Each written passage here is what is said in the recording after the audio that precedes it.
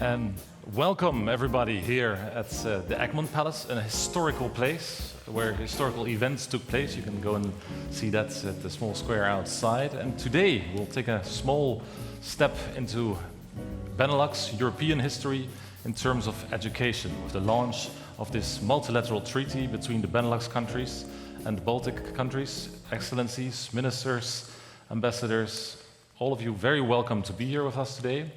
I will keep my role very briefly. My name is Jan Mollema. I work as a director at the Benelux Union Secretariat. And it's important, these kind of events, that we are back together in physical terms. But we need to keep the rules up for a little while. So as long as you're seated on your chair, you can take your mouth mask off if you wish. I see there's a big wish for this. Or shall we call it relief? And as soon as you need to move for whatever reason, except for the speakers going to the stage, then please put it back on again. There's no real emergency exits here, but the main exit is here, just in case something would go wrong. But I have the feeling that this is going to be a very smooth and a good event with the spirit in the right direction, the direction of cooperation. Our cooperation here in Brussels is led by Alain de Muser, who will do the introduction of today. Alain is a long-term ambassador and a long-term Benelux representative. Since 2 years now, Secretary General of the Benelux Union here in Brussels. Alain, the floor is yours.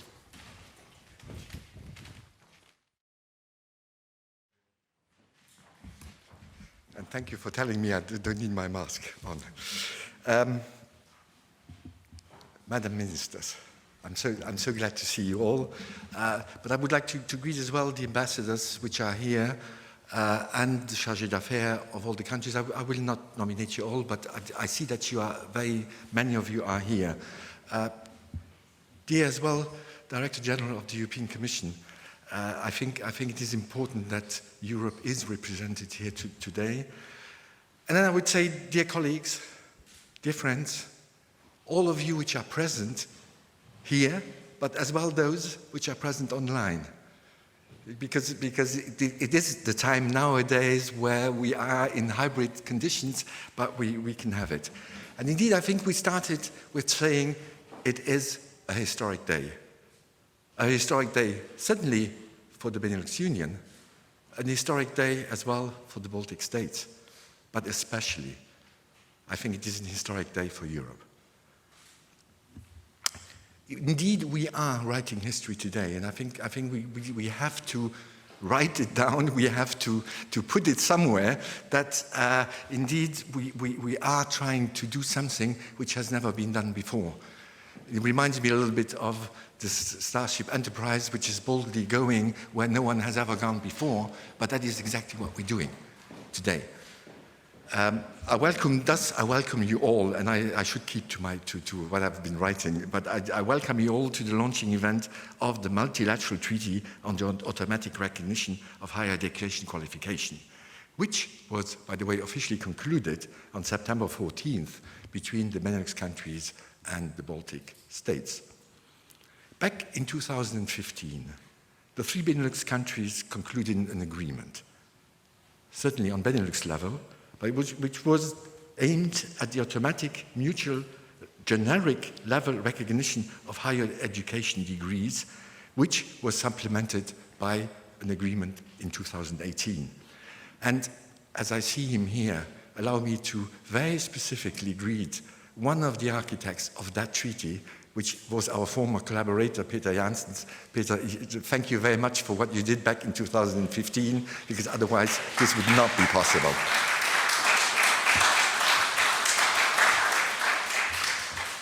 In 2018, the three Baltic states signed an agreement between them on the automatic academic recognition of qualifications concerning higher education.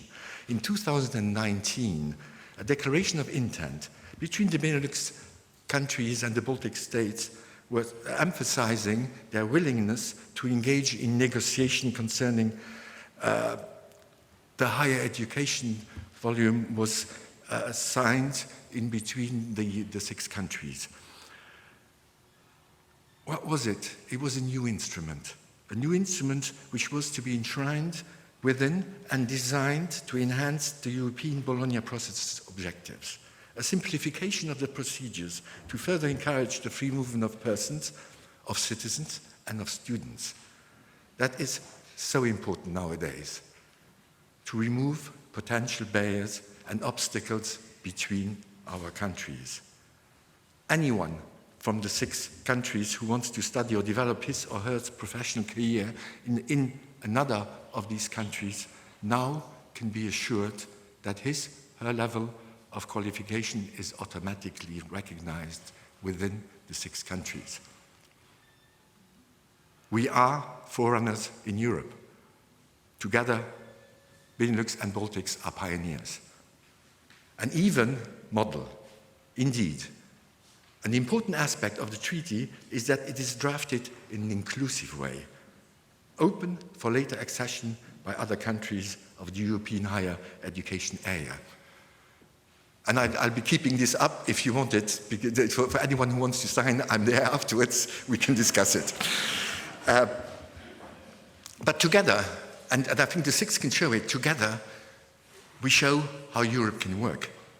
For our younger generations, which can take advantage of many more opportunities which are given to them, not only to study, not only to develop their skills, but as well to discover other parts of Europe, other practices and customs. And that as well is very much important. So what seemed relatively complicated has now been simplified. Ladies and gentlemen, dear all, the mission of the Benelux Union has always been to be of added value for the benefits of its citizens and to be a living laboratory for European integration.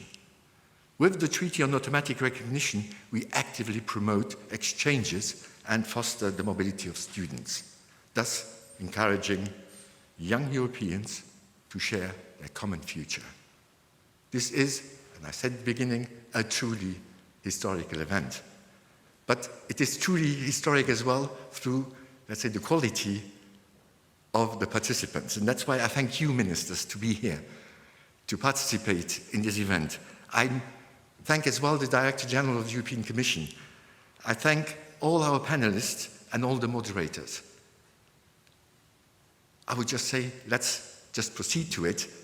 Let's hope that the launch is only the beginning of a new adventure. And I'm really happy each one of you is here, and I forgot one, and that is the representative of the Benelux Parliament, because that is important to us as well, that the legislative side of Benelux be as well represented here. And that's why I'm sorry I forgot it at the beginning. But Jan, let's launch the meeting.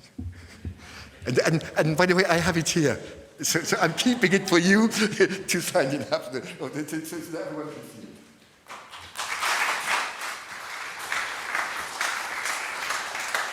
Yes. It's great to have something in paper when you have also digital people watching. It's there, and we can all touch it if we want afterwards, after we washed our hands. I repeat the practical information. Why are these meetings so great? It's because you have this meeting by surprise, or you have this talk about somebody who has a background, a civil engineer. We're here for educational purposes, a civil engineer. Our next speaker is a civil engineer, so that I learned already today. Mrs. Themis Christofido, welcome you here. While we discussed, you said, great, you are doing this. The Benelux, the Baltic states, within Europe, we are not only happy, but you are making us, the rest of Europe, a little bit jealous. And this is a very good motivation to go on. So, Mrs. Christofidou, the floor is yours. Make us a little bit more jealous. So you didn't know that engineers can't do anything. Now you know. Dear ministers, ladies and gentlemen, it's really a pleasure to join you today to celebrate the official launch of this multilateral treaty between the Baltic and Benelux states on the automatic recognition of higher education qualifications. You said it's a historic day, and it is, of course, for each one of your beautiful countries, but it's also indeed a historic day for Europe, and this is why I am grateful for the opportunity to join you and to share this moment with you. And I want to congratulate everybody gathered here today who is making automatic recognition a reality across these two regions. I would particularly like to thank the National Academic Recognition and Information Centers and Quality Assurance Agencies, which play a crucial role in the recognition process. Automatic recognition is indeed a building block of what we call the European education area, a free learning space without borders. It is also a key element in delivering EU flagship initiatives, such as one you know well, the European universities. In the context of a globalized education and employment environment, it's essential that students are able to make the best possible use of all learning opportunities across the EU. The groundbreaking commitment to automatic recognition adopted by all member states in November 2018 is making progress. Would we like it to be faster? Of course. In Europe, a bachelor's in one country should also be a bachelor's in another country, giving access to a master's anywhere on the continent. For this to happen, a higher education qualification acquired in one member state should automatically be recognized in any other member state for the purpose of further learning without having to go through any separate recognition process. Moreover, mobile students should have the guarantee that ECTS credits gained during their period of study or virtual mobility in another member state will be transferred without any delay, that they will be counted towards their degree without any additional work or assessment as agreed in the learning agreement. Thanks to your work, today is the reality for students in the Baltic and Benelux regions. At the same time, the full implementation of the Council recommendation still requires considerable efforts in at least 18 member states. We must continue our work together and encourage the progressive convergence of member states' higher education systems through the existing European transparency tools. I refer here to tools such as our credit transfer system, the diploma supplement, and of course, quality assurance. I can assure you that the European Commission is committed to supporting the Member States and the National Academic Recognition and Information Centres financially through the Erasmus Plus programme. We are also working intensively to create the necessary enabling framework for European higher education to thrive. In our communication on achieving the European education area by 2025 and the new European research area, we announced the intention to push forward a transformation agenda for higher education. And indeed, we are currently working on a European strategy for universities. With this strategy, the Commission intends to support and empower higher education institutions across Europe in adapting to changing conditions and to unlock their full potential. We're here to support the sector in taking a leading role in the post-COVID-19 recovery of Europe and making our society greener, more inclusive, and digital. To deliver the European strategy for universities, it is essential that all obstacles to the mobility of learners and transnational cooperation of institutions be removed. For this reason, we are currently exploring the development of a genuine European recognition and quality assurance system, a system whose external quality assurance safeguards the autonomy of higher education institutions, while at the same time maintains public trust for automatic recognition for further learning within and across our member states. The COVID-19 pandemic has taught us new ways of working and studying. Recognition of online learning must become the norm, and as must the use of digital student data. Ladies and gentlemen, I would like to express my deepest appreciation once again for your commitment on making automatic recognition a reality today.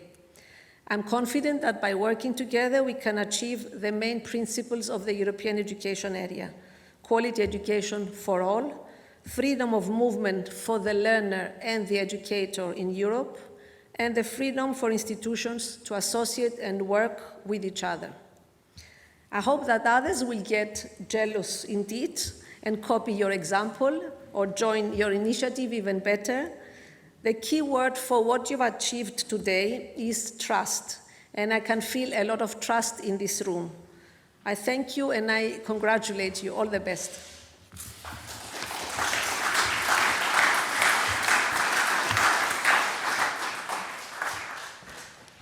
Thank you, very well spoken. Trust in a room filled with two regions, small regions, with big ambitions. And filled also with people that are here on a mission, clearly on a mission, because some people actually have the day off today. Today is the official day of the Walloon region, and still, Minister, you have taken time to be with us today. May I first of all congratulate you on the Walloon region celebration day and invite you to give your comments to the treaty. Thank you very much.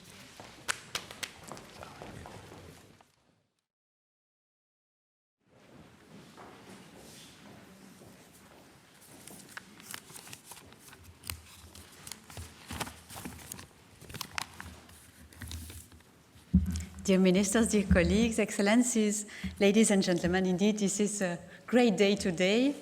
Of course, great day for all of us, great day for Europe in a historic place, as you said, so I'm really happy and it's an honor to be here today. I would like to start by addressing my most sincere congratulations to the entire Benelux General Secretariat. They have played, I know, a key role in drafting this treaty. Of course, in terms of administrative, in terms of legal, in terms of logistical and diplomatic support, thank you very much. The recognition of qualifications, this is a very complex process, I think, and this is intrinsically linked to the higher education system of a nation. And as such, it is a competence specific to each nation and specific, I would say, to each community in Belgium's case. This treaty is one of the few instruments with an international legal scope in the field of recognition of qualification. Some existing regional and global conventions on recognition provided a framework for recognition, but none until now aimed for effective recognition. It is therefore extremely innovative that 6 countries, although already engaged in a specific automatic recognition system, namely Baltics and Benelux, agreed to sign such a treaty. We are, I have to say, extremely proud to be part of this.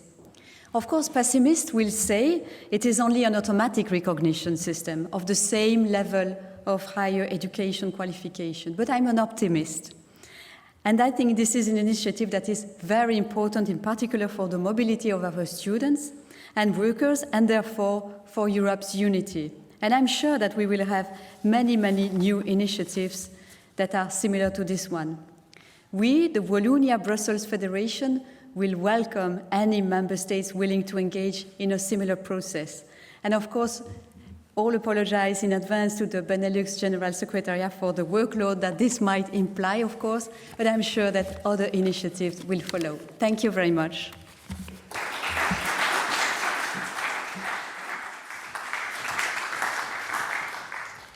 Thank you. You tend to make it a party like this, yes? And an open invitation, maybe going out to other countries listening today.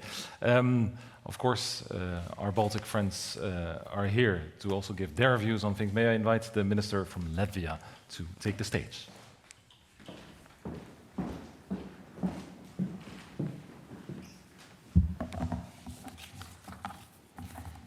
Your Excellencies, dear colleagues, dear ladies and gentlemen, I'm also indeed very happy to be here in the spirit of genuine cooperation and mutual trust.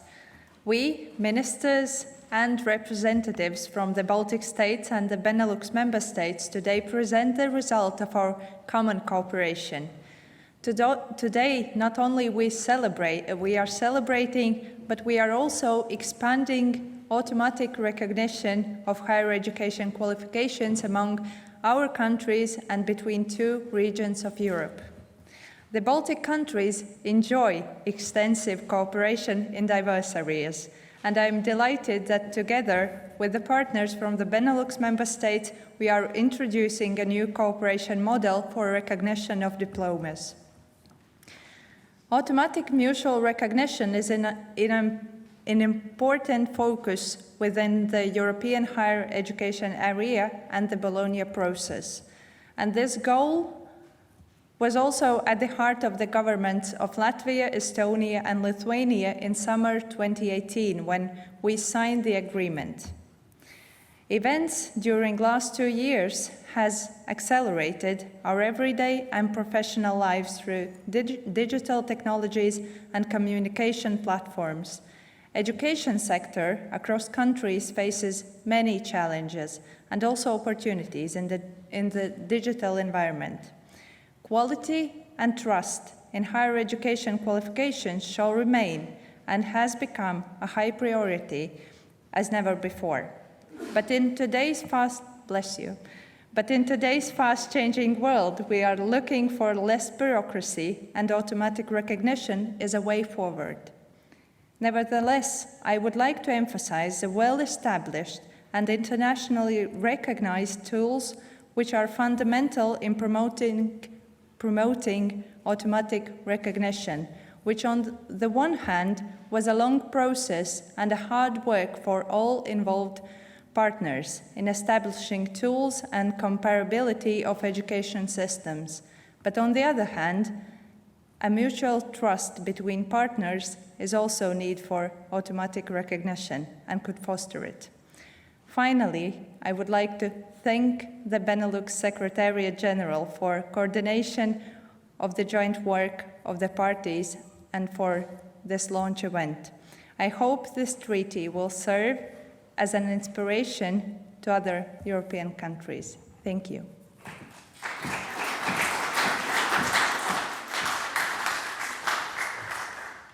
Thank you very much. Minister of Lithuania, Mrs. Siūstienė, can I give you the floor? Thank you. Your Excellencies, ambassadors, dear colleagues, ministers, dear participants on this event, live or at a distance, it's a great pleasure and an honor today for me to be part of this official launch of a multilateral treaty on the automatic recognition of higher education qualifications, signed by the Benelux countries and the Baltic states. It's a historic day, but also today we are witnesses of the result of a tremendous work that has been concluded so far on the European and national levels in the field of recognition of higher education. No doubt, the European higher education area is a unique international collaboration project on higher education, in which its member states share a common set of commitments and common key values: quality education, academic freedom, free movement of students and staff.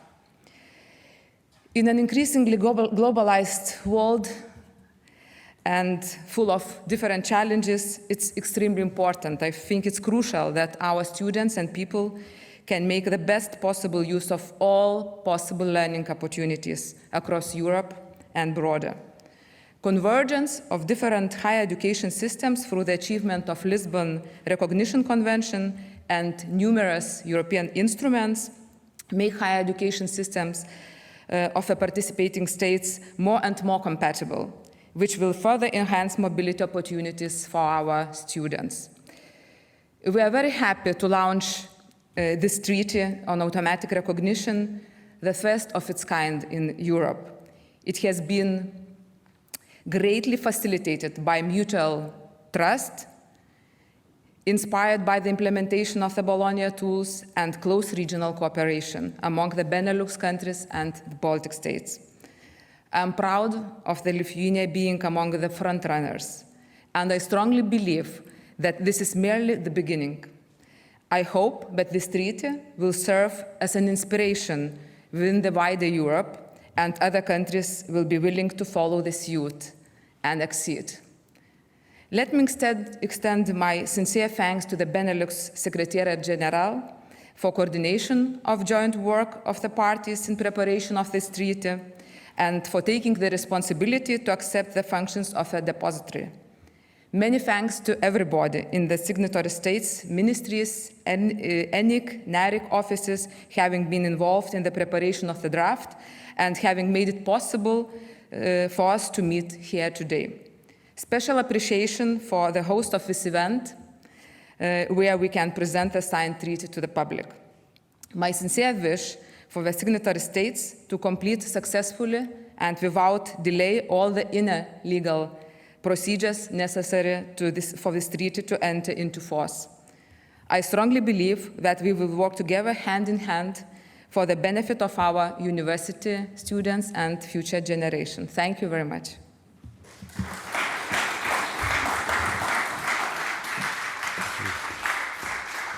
It's great how these images walking hand in hand keep up despite any pandemic. That's fantastic. Last physical speaker today is Minister van Engelshoven. What I'm a little bit curious, if I'm allowed to ask a small question. These kind of events, does that lead to a next council where you meet up and say like, hey, we did a great job on the treaty last month. Shall we do something new? The floor is yours.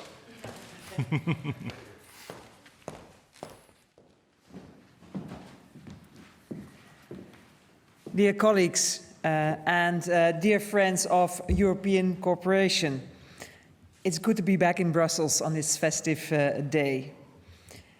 During the past year and a half, as borders closed and our world became smaller, the importance of borderless cooperation became clearer than ever before.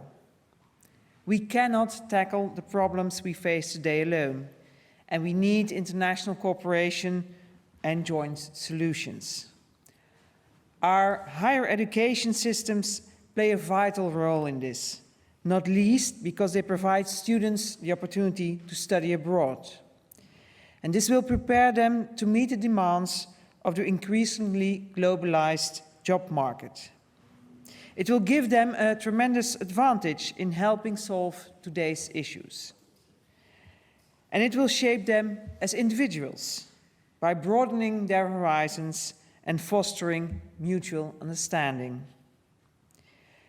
So it's up to us as European countries and educational institutions to provide our students with all the opportunities they need to study abroad. This includes recognizing each other's higher education qualifications. And that's why I strongly encourage today's step forward. The treaty we celebrate today unites two existing regional treaties that embrace the automatic recognition of European qualifications. In doing so, we contribute to the creation of the European higher education era. And moreover, it illustrates the shared trust in the quality of our higher education systems, as well as the vital importance of academic freedom, and we cannot stress that enough today, and the values we agreed on in the Bologna process. I hope that other like-minded European countries will express interest to join this treaty, as this would expand the automatic recognition of qualifications even further. I also would like to thank the Benelux Secretariat and the ENIC NARIC offices for their contributions and expertise in the process leading to this treaty.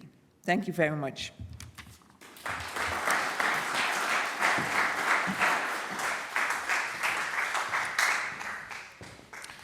What is a hybrid meeting? You think you have cameras there and there's people here, that's hybrid. But the next level, or actually the old level of our hybrid meeting is that you have people joining by video message. Yes, it still exists.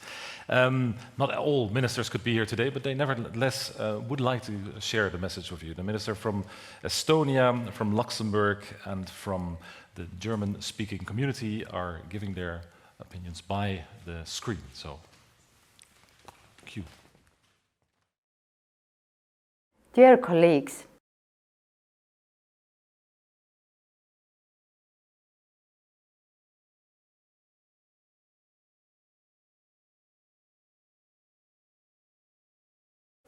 Today is a historic day for the relations between Benelux and Baltic countries.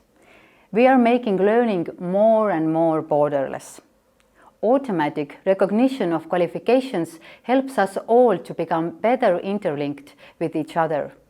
It is also a badge of quality that we are bestowing on our educational systems. We have been cut off from each other for almost 2 academic years. Therefore, we need an open and easily accessible higher education area within Europe more than ever. I'm glad to see that we are leading by example. We can be satisfied that the process that was started by the European higher education ministers in Bucharest in 2012 is becoming a reality before our eyes. For Estonia, but I believe for all of us, automatic recognition of academic qualifications means fostering mobility and cooperation in higher education in Europe. We gain easier access to each other's educational systems and lessen the paperwork. We can see many positive developments, mainly making application as well as recognition process quicker for learners. Time is something that we cannot underestimate in a fast-paced world. All in all, allow me to reiterate the symbolic importance of the treaty. We are recognizing the high quality of each other's educational systems, and we are trusting how our partners' systems work. Common qualifications framework and quality assurance system lay the ground for recognition followed by trust in each other. I would like to use this opportunity and thank the ENIC-NARIC centers in Baltic and Benelux countries for their dedicated work and for the close cooperation in projects and networks in order to join our educational systems closer together. Moreover, thank you, colleagues, experts, and the Benelux Secretariat for the coordination of the treaty preparations. We have excelled, and I look forward to our close cooperation. Thank you for your kind attention. Dear Secretary General, dear colleagues, ladies and gentlemen.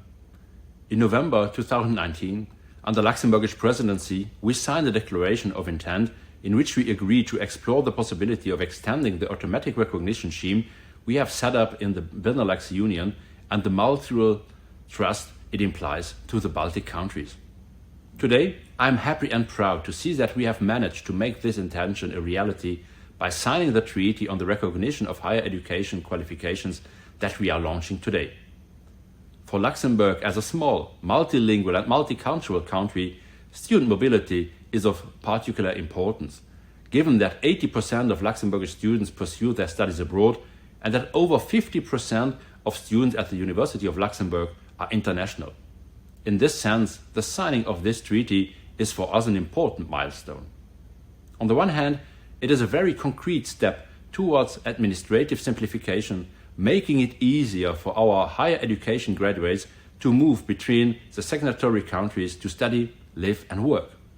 On the other hand, and even more importantly, it allows to make an important contribution to the development of the European higher education area and hopefully to serve as a role model for other European countries.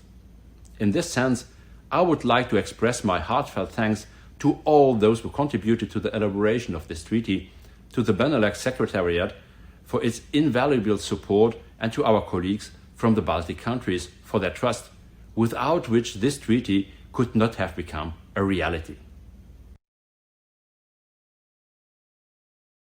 Dear ministers, dear colleagues, dear ambassadors, ladies and gentlemen.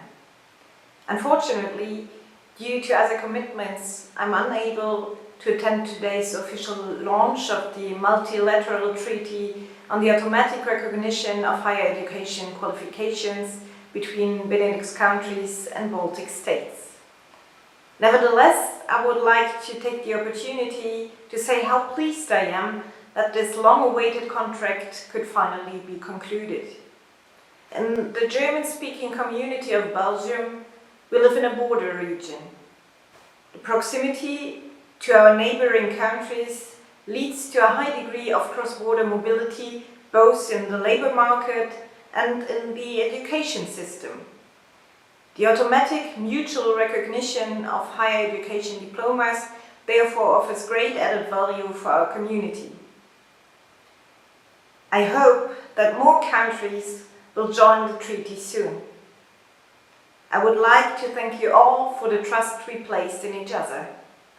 I wish you a nice evening.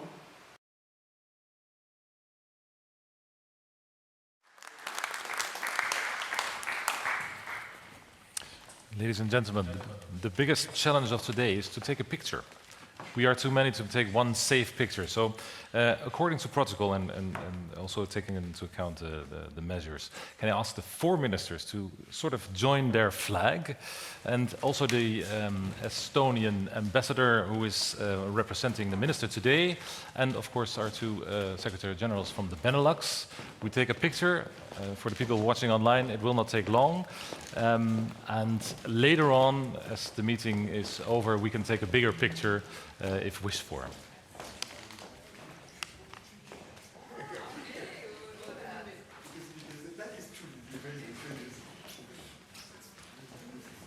This is quite nice. I like this.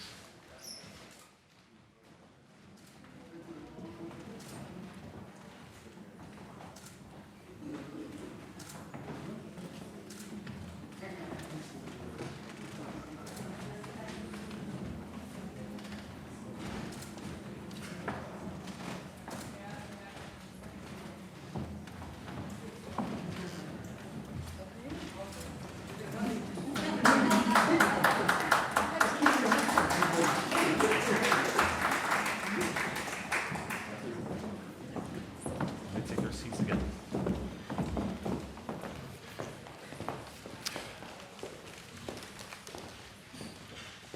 And in order to reflect upon this sort of official moment, nevertheless, we have prepared a small video that also digitally further launches the treaty. So may I ask the technical department to run the movie? Thank you.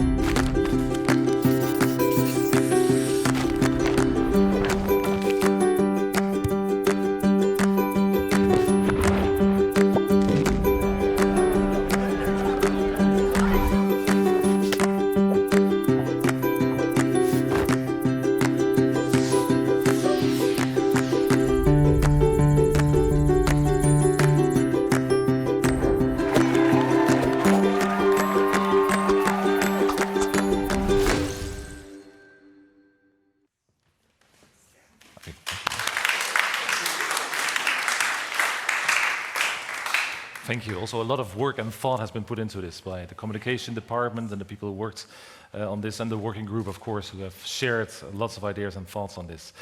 We will continue with a panel discussion. Sjoerd, where are you? Yes. Sjoerd Bergan, he's heading up the Department of Education at the Council of Europe, and we are in his knowledgeable hands for a discussion. You will introduce your panelists. Thank you very much. A good panel. Ministers, ladies and gentlemen, let me start off, I think, on behalf of all the panelists by congratulating the Benelux countries and the Baltic countries on this important agreement. So what we'll spend the next, I think, 40 minutes or so, but I take guidance from the Secretariat as we are a little bit behind schedule. But what we will spend this time doing is to try to explore how this agreement, which is a regional agreement or a double regional agreement, as you wish to see it, can have an importance also at European level. And to do that, we have 6 representatives of different stakeholders at European and even global level. 4 of them are connected online, and they are Peter Welch, who's the head of the UNESCO Higher Education Unit. There are Michael Gebel, who is Director for Higher Education Policy of the European University Association. They are Janneke Lokhoff, who is the president of the ENIC network, and we heard a lot about the ENIC and ERIC networks, which are legally distinct, but for all practical purposes cooperate very closely. Dusan Marjetic, who is head of the higher education unit in the Slovenian Ministry of Education, and therefore, of course, a representative of the Slovenian EU presidency. And then we have two people who are here. Colin Tick, who is the director of the European Quality Assurance Agents Register for Higher Education, ECHAR. So Colin, if you could join me up here. And not least, Jakub Grodecki, who is the one of the two vice presidents of the European Student Union. Now, we will seek to explore how this concept of automatic recognition can be important also at European level. We will do so, well, you thought you were at the conference, right? Well, welcome to the Automatic Recognition Talk Show, because what we'll try to do is to have a conversation. And rather than speeches, some conversations, and we are happy here to have, so of course, if we talk about recognition, how could we not start with you, Janneke, as president of the ENIC and ERIC network?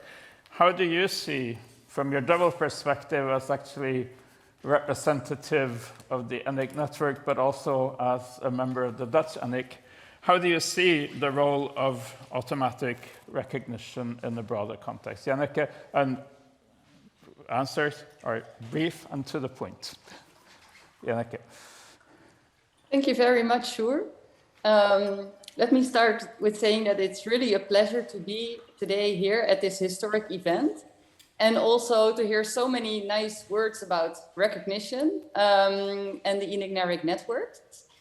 For the ENIC-NERIC network, it's a very important day. The network consists of 57 centers stretching 4 continents, but the majority of the ENIC-NERIC centers are also part of the European higher education area. And of course, over the last years, we have heard a lot about automatic recognition, but it's sometimes difficult to actually see the progress on this. And of course, a lot has been done. So this treaty is really something to celebrate. And of course, automatic recognition has a lot of benefits in terms of fast and fair recognition, and it also is very much connected to the Lisbon Recognition Convention. I would dare to say that without the convention, it would be very hard to have automatic recognition. So in that sense, it's also very good news for the implementation of the convention itself. So I will leave it at that, to be concise and to the point in the Thank you very much, Janneke. That's format. exactly what we wanted. Now, Dusan, you represent the EU presidency. From your perspective, what can the EU presidency do to make automatic recognition a feature of European higher education policy and practice? Thank you. Yes, well, we are actually quite honored to have this opportunity to, first of all, I congratulate all the countries for reaching this treaty. And furthermore, we thank you sincerely to do all the work, because I think at least that a lot of countries was waiting for somebody to solve all the legal issues behind introducing automatic recognition, because I think everything is in place technically that we can implement it, but we're waiting for these brave countries to lead the way for others. And I truly hope that other countries will take the time, look at the treaty and check with their higher education systems how can they join the treaty and how can they do the next step in the automatic recognition of qualifications. But as a presidency, we think that we are able to promote this initiative, especially I think the first promotion will be done on Wednesday when we are hosting the meeting of Director Generals for Higher Education. And I hope that also through the being a co-chair of BFUG, that we will promote and to other countries to accept this treaty as sort of valuable new instrument for enhancing the Bologna process. Thank you. Thank you very much, Tusa. And as you see, the agreement has already had a direct impact on the agenda of the Directors General meeting. Now, Jakob, you're here, and you represent the European students. What is in it for the students? How will the concept of automatic recognition in this treaty make life easier for students? Will it or will it not? Thank you very much, sure, and thank you again for invitation and distinguished guest. I might say that I'm very honored, and when it comes to the automatic recognition topic, it was always the case for European Students' Union that since at least dating back from the beginning of the Bologna, we had the concept of recognition at the very core of what we actually wanted to achieve. And the topic of the recognition itself is so broad that it's so break down into a little components that are making this seamless recognition at the top level possible. That's a very big honor to be here today, and I'm very pleased to communicate this news to 6 national students' unions of the countries that is actually possible for the student. And for us, it's basically reducing the smallest obstacle of moving forward, of even deciding to go abroad, to broaden up our horizons, and especially in the era of our uncertainty right now after the crisis, is a major step forward. So as an opening words, I would say it's good. Thank you very much, Jakob. Now, the other stakeholder represented directly here is, of course, Michael, who is the representative of European universities. How will the treaty and the concept of automatic recognition impact on European universities, Michael? I think it will make it a bit more real. It brings more reality in what is by many still seen as rhetoric. I mean, the Lisbon Recognition Convention is more than 20 years ago.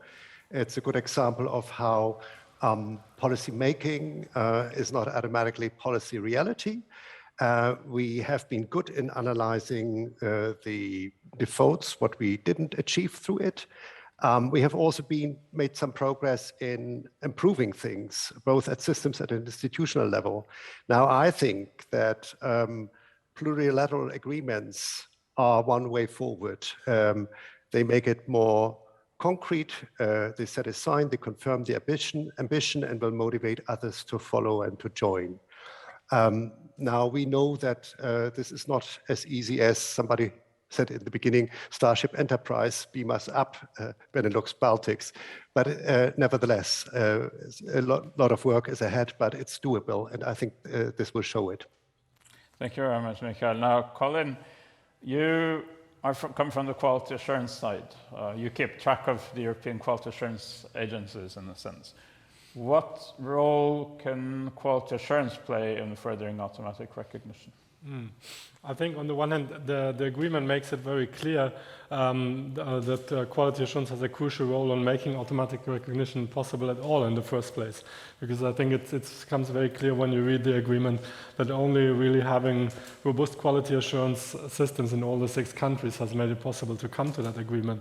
So I think our European framework that we have with agreed European standards, the register and so on, can facilitate and can catalyze the possibility of making automatic recognition at a wider scale. And more than that, maybe quality assurance can also contribute to make it easily verifiable for everyone who are the institutions that should be automatically recognized. Because if I look at the agreement, it's on the one hand, I think it shows the success and the challenges at the same time. It's open to everyone, it's open to enlarge, but you can also imagine as you enlarge, especially the annexes, the complexity will grow not linearly, but quadratically. So I think quality assurance and agreed framework can make it easier to scale it up by having, for example, Europe-wide databases and systems for that. Thank you very much, Colin. Now, so far we've heard from European stakeholders. We move now to Peter, who of course represents the global level. Peter, does the concept of automatic recognition have potential also beyond Europe at the global level? And if yes, how? Thank you very much, Sean. Can everybody hear me okay?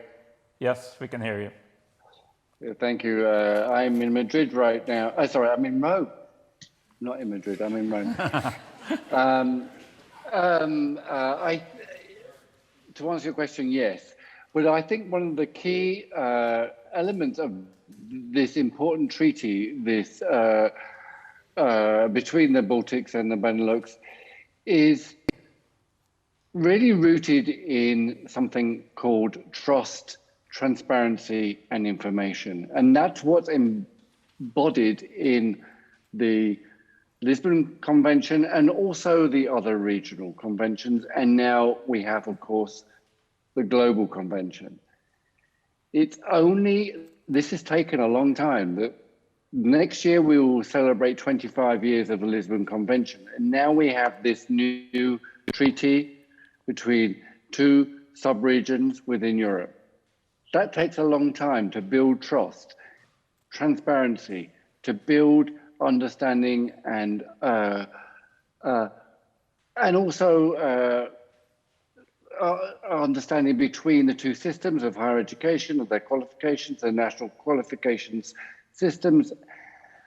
And this is why I think this is something which will resonate a lot for other regions of the world, other systems of the world, and also the Global Convention. So I can only congratulate and applaud this treaty because it is historic, it is landmark, it is a landmark occasion, and I think we can all learn from how this works, but also expand this in terms of trust, information, and understanding of systems of education and higher education. Thank you very much, Peter. Across the world. Maybe I can have an immediate follow-up question for you. You, as many other speakers, underline the importance of trust, and yet if you look at international relations today, trust is not always present. So is this kind of regional cooperation, is that the way to go to build trust, at least in higher education? Yes, it is the way to go, but it does take time, as we have seen. Like I said, 25 years next year for the Lisbon Convention, and this cooperation, this treaty has taken time, but it is the way to go. It is the way to ensure that international cooperation and information sharing is so vital to normative instruments such as the Lisbon Convention do eventually become a reality for the betterment of student mobility, research across regions, and teacher mobility. Thank you. Over. Thank you very much, Peter. Now, Dusha, I turn to you because the treaty refers very clearly to the European higher education area, and you, of course, play an important role in taking the Bologna process forward to the ministerial conference in 2024, at which I'm sure we will meet many of our colleagues, ministers here. What do you see as, or how can you prepare something on automatic recognition in the run-up to the next ministerial conference? Well, this is an overwhelming question, but to break it down, I think there should be a wide acceptance of this process, especially, as I said, treaty shows a legal way. And I think that all countries already did the exercise of relaying their higher education systems to other countries. We did it when we, for the European qualifications framework, we did it beyond Europe with the ISCE 2001 International Standard Education Classification. So I think it will allow the acceptance of the higher education systems to go forward with automatic qualification, recognition, I'm sorry. But I think it's important to say that this is predominantly access to higher education. You know, sometimes, and then we come to the enrollment procedures and so on. But the first step is definitely done by this treaty. Could I ask you a follow-up question maybe? Do you think ministers, when they meet in Tirana in 2024, should say something more about automatic recognition in the communique, or is what comes out of Bucharest in 2012 already sufficient? And all we have to do is work to make it real. well, it is good that he reinforced the objective and say it is still an aim or a goal that we all have to reach. So I think it's good that it will be mentioned by the ministers. Colin, again, the relationship between the European higher education area and the regional agreement is underlined in the agreement. How do you see the agreement in relation to Bologna tools, and of course, in your case, especially to the European standards and guidelines for quality assurance? Well, I think on the one hand, let me just say that I think the ministers in 2024 will definitely have to say something about automatic recognition, because it will probably not be a reality across the whole EHEA by then. And I think the agreement shows maybe the importance of the Bologna tools, because I think even in the 6 countries, 8 systems, it wouldn't have been possible to easily reach such an agreement if there had not been a common Bologna framework, such as the European standards and guidelines. Because even within 8 systems, if each of the 8 would have to look at the other 7 to really look at each system separately and see if we can trust them without a common platform, maybe we wouldn't be here today. So I think that the Bologna tools can really be the ground for creating the trust that is needed, and trust was mentioned so many times today. Of course, I think it's important that we also keep that in mind when we discuss the future of the ESG, that with automatic recognition step by step becoming a reality, the role of this framework for quality assurance, the role of the ESG, of ECHA as a register, of our database of quality assured programs and institutions, DECA, all these things will have a much more immediate relevance for the individual student, for the individual graduate who is mobile across Europe and whose automatic recognition might depend on those frameworks. Now, Yannick, I would turn to you with essentially the same question, but of course, since you represent the recognition area, how do you see this in particular in relation, on the one hand, to the Lisbon Recognition Convention, but also, since we're talking about the European higher education area, the overarching qualifications frameworks for the EHEA?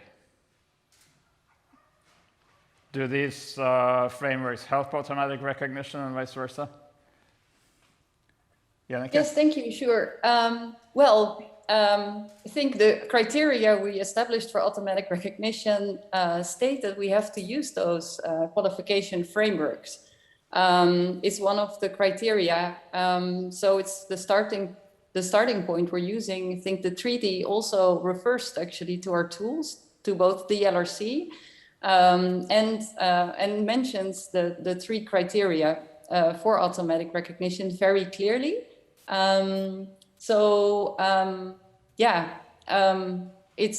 It's there, and it's referred in the treaty, which I think makes the treaty a very clear and transparent one, and one we were just talking about the reiterating the message. I think the treaty very clearly states this message, and is in that respect very very helpful and very straightforward. The table in the back, especially. Can I ask you a follow-up question? Maybe that there are 2 areas, at least that are specified in the treaty that are not really covered by the treaty. One is the recognition of periods of study, and the other is professional recognition in the sense of recognition for the exercise of regulated profession. Why are these not included, and what is the impact of that?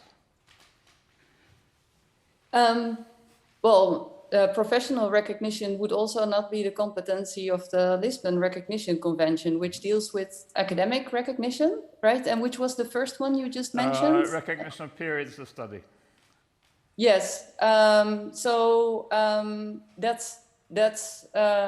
That's actually an interesting one in regards to stacking, but that's indeed not included in this treaty. And I think as we are starting with this, that's something maybe for down the road when we know how we can stack complete qualifications. So it would be on your to-do list. Okay. Yes, it's definitely on a to-do list for the future. and a nice puzzle to look at. Yes. Let me then get back to our immediate stakeholders, the universities and the students. The question is pretty much the same. I mean, how do you see this treaty in relation to the Bologna tools? But I would like to bring in one element raised by Minister van Engelshoven, which was about academic freedom. In other words, the fundamental values of higher education. How do you see this treaty also as helpful in furthering the fundamental values? So maybe I'll start with Michael now, since I started with Jakob the other way around. So Michael, you go first. Yes, great question. I mean, what I can say is that I see this fully rooted in the Bologna process. And I think on any agreement which would stand against what has been built up in the Bologna process over the past 20 years, we would not support it. But here, I really see this as a way to promote the achievements that have been made in Bologna and to build on them. And I think that's important. And also, if I can answer one of your previous questions, yes, I think automatic recognition has to be addressed in Tirana. And while I'm pretty sure that we will be able to say something about it, it would be good if we could say how we have made progress about it. And I think reporting on this treaty, that would be one of the things that we would all be interested in to hear. It will not be the only thing. I think there are many ways, several ways of how to bring automatic recognition together.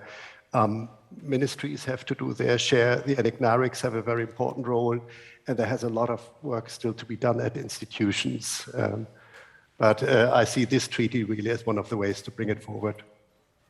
Thank you very much. I see here perhaps also a challenge to the ministers here and to the Benelux Secretariat about how, before Tirana in 2024, you can actually inform the other ministers about the work that you have done and that you will do. But Jakob, over to you. How do you see this from a student perspective? That's quite of a question. However, I think being here right now in this place today, we are at the very start of the journey in the sense of like wider coverage of the whole concept of the recognition, which translates then to the actually how youth people will in the future perceive the right to education. So when it comes to accessibility to education, not only when it comes to higher education, I think it will go broader. Also, I would be very keen on listening how you can explain the students from the country without the treaty, outside of the treaty, that colleagues in the countries where the treaty exists is actually applied. So I think by this, it might translate wider, but for the longer period of time, taking into consideration the role of higher education and the number of students that will be incoming to the higher education systems, the way of pursuing the higher education, and the growing number of learners across the world, I think it's gonna be a good start for now. Thank you very much. My next question actually goes to the organizers, because we started a little bit late. Do we have time for a quick round of questions? And I will ask essentially the same question to all of you. There seems to be an emerging consensus that ministers, when they meet in Tirana, should say something about automatic recognition. That, of course, points to where should we go and what is something. Dusha, I'll start with you. What should ministers say in Tirana in 24 about automatic recognition? Well, I think they should set a timeline when all the countries have to introduce it, and to emphasize that all the tools are there and that this can be done. And this treaty actually proves this. So. Okay. Thank you. And thanks for the short answer, because we have 5 minutes, so really a one-liner from each. Janneke, what would you want ministers to say in Tirana in 2024? I would leave that to the other panelists. I would like to add that I hope that as this is a multilateral open treaty, by 2024, there might another country or perhaps more countries have joined this treaty. Looking at the timeline of the Benelux one, it would nicely fit. So that would be my hope for this treaty. I'm sure the Secretary General of the Benelux Secretariat would be happy to take the treaty with in the luggage to Tirana. Peter, what would you want ministers to say? I would like them to applaud the automatic recognition concept, but also to ensure that it is in lines with the obligations and the requirements of the Lisbon Convention, and it's not taken as a fait accompli. Thank you. Thank you very much. Michael, what would you like ministers to say to I think I universities hit and others? Yeah, I think I hinted that before, and that does not only go to ministers, but to all stakeholders. We should be able to explain to what extent it is really automatic, and also prove that through facts. I think we had a lot of talk about first recognition, and then we started to talk about automatic recognition. But the realities that are behind it, they have to be changed, and that will build the trust that Peter and many others addressed here in the system and in the processes. So that would be my expectation. Thank you very much. And the final words go to our two panelists who are present here. Jakob, what would you, from ESU's perspective, like ministers to say? From ESU's perspective, it's quite easy. It would be great that after acknowledging the need of automatic recognition across the European higher education area, the ministers would just simply invite students to study freely, move around, and have them have their credits recognized. And that would reduce many, many barriers that our learners are facing. So that's a quite simple way to go, I'd say. Colin, quality assurance is alpha and omega, so you have the last word. Thank you. Luckily, I don't know too exactly what I should say, because otherwise I would risk being bored for the next 2 years. But I think they should on the one hand celebrate the success of the Baltic Benelux Treaty and what the impact it had, and then I think they should really speak to the 8 ministers from here very carefully and listen where the Bologna tools were fit to make this possible, and where the Bologna tools might need to improve, where the Bologna tools might need to be developed further, and where there were gaps. What did you have to fulfill in addition to the existing tools to make it reality? Thank you very much. Then it remains for me to thank all 6 panelists very warmly for submitting to the format and for giving us their ideas on how to take automatic recognition forward. And we will have 8 ministers on a mission toward Tirana in 2024. Thank you very much.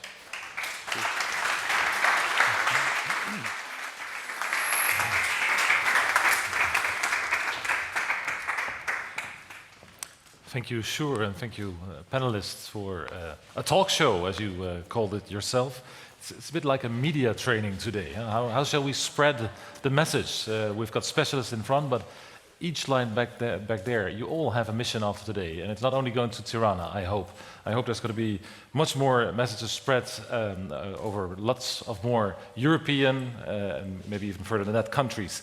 One last message to be shared with us is by Frans Wekers, our Deputy Secretary General.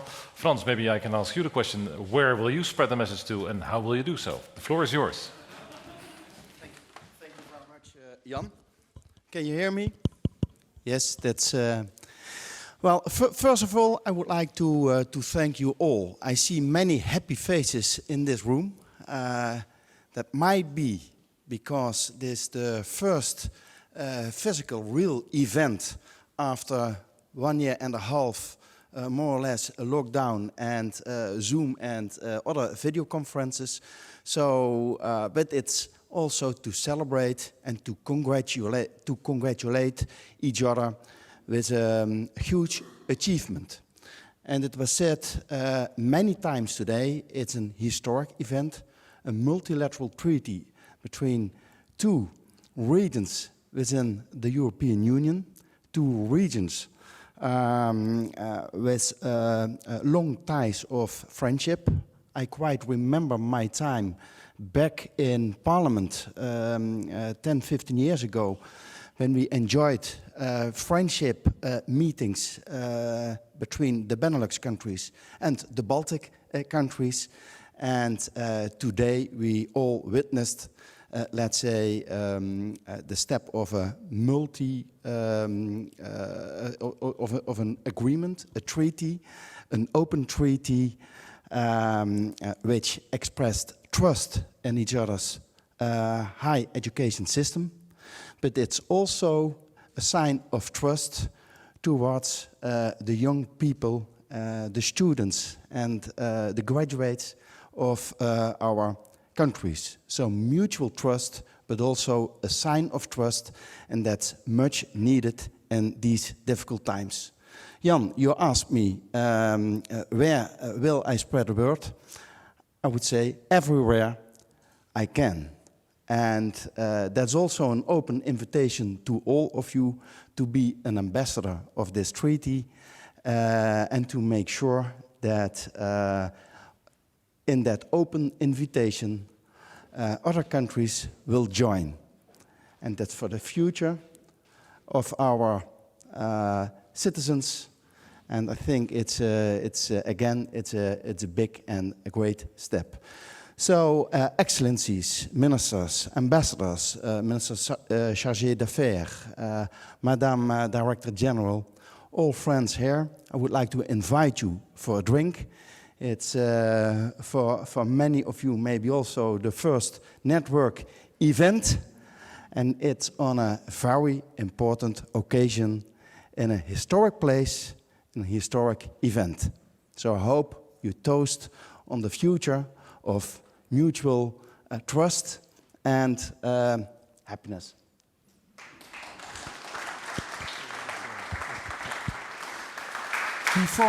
Before we go to the over there for the drinks, I would like to thank our moderator of the panel, Shure Bergan, the panelists. I would also like to thank Jan Mollema as the moderator of this event. But behind the scenes, there's one person I would like to thank. That's Lotte Dijkink, who was the coordinator. And actually, she made sure that that the treaty was prepared, and she prepared also with her team this meeting today. So thanks again. Thank you. You can keep that, otherwise I'll make big noise. No, the day ends as it starts. Great moment. We had a great moment without mouth masks, but when we go there to have a small drink, you have to put it back on. It will be with stand-up tables with high chairs next to it, so you can sit and take your mouth mask off again, so you can actually have a drink. So hashtag Benelux, hashtag Baltics, spread the good word. Thank you very much.